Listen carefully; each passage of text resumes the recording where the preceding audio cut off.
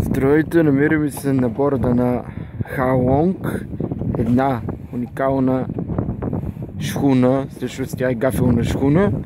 Сега ще предам на един по-нормален оператор да снима.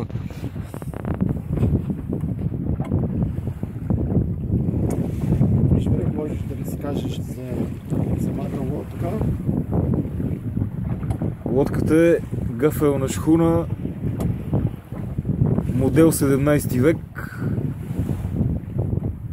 В момента извършваме плаване от Равда до Аркутино. Намираме се срещу Созопол, на травес на Созопол, ето го Созопол. Това е остров Свети Иван.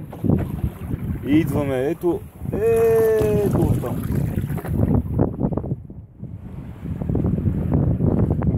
Екипажа си почива в момента. Това е боцмана, който се събуди.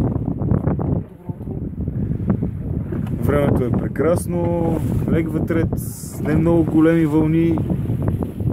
Имаме едно, може да се каже, курортно плаване. Така, ще ни кажеш ли колко време плаваме? Значи, вече плаваме 3 часа, вероятно 3 часа станаха. 3:15, тръгнахме в 12:15, значи 3 часа. А като приблизително разстояние колко е? До тук сме минали към 20 км. Два облака и една бира. Два облака и една бира. Да, кораба е зареден с питиета, ромове, мастики, мента, бира и малко храна. Понеже капитана го мързи да стане да снима всичко това, което изреди, може да си направи труда да отиде да снима нашият холодилник с всички питиета. Да, обаче някой трябва да кара през това време, защото сега държат Дори дигето, ръчката. Възнамеряваме да заколим сместите. Ето сега боцман за дръжката. Това е руля. Тук е един от екипажа си почива.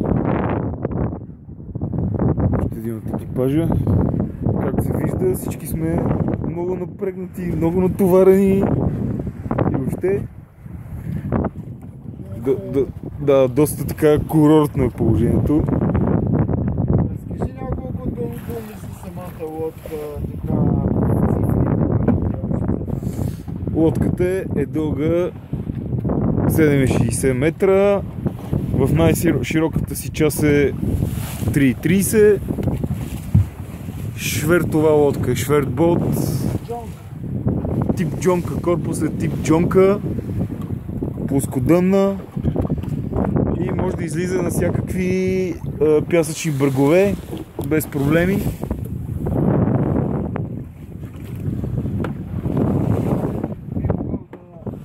Можеш да хванеш част от надписа на борда на лодката. Не можеш. Може да опитам. Има лека опасност Силата на звука за мелодия е зададена на 100%. Има лека опасност да удавя телефона, така че... Ето това отсреща е нос колокита. Този нос в момента, в който го подминем и вече ще се видят Каваците, Аркутино, Дюни и така нататък. Отсреща е Ропотамо, точно по носа ни в далечината се вижда Ропотамо, а онзи нос, който влиза в водата, там е маслен нос. Така.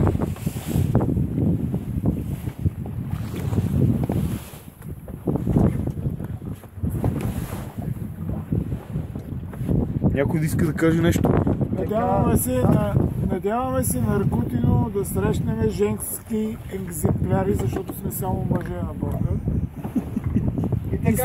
И слънцето ни е напекло и хормона ни е ударил здраво.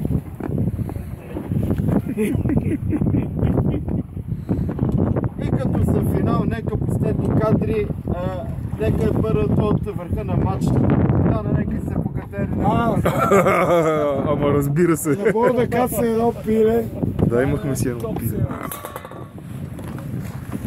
Което аз ще го пусна във Фейсбук. Да. 6 души сме на борда. Чувстваме се комфортно. Лодката е широка, има храна и пиене и ядене. Така бе, храна и ядене. Заповядайте с нас. Холодилната чанта. Тук разни шишета и така. Туалетната. Да, имаме туалетна. Ето това е химическа туалетна, където има нужда. Така. Добре, идеално. Ето, клипче. След това, нали, те могат да има Ето, редакции. си го спреш вече. И така, уважаеми зрители, вие ще се уверите в изяществото на тази гафелна шхуна, може би азиатска джонка, тъй като няма новите витрила.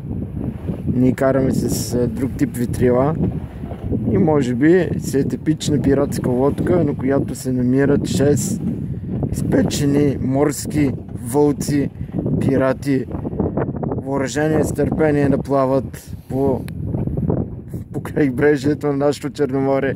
Това е всичко от нас и до нови срещи! Пауза. Стоп.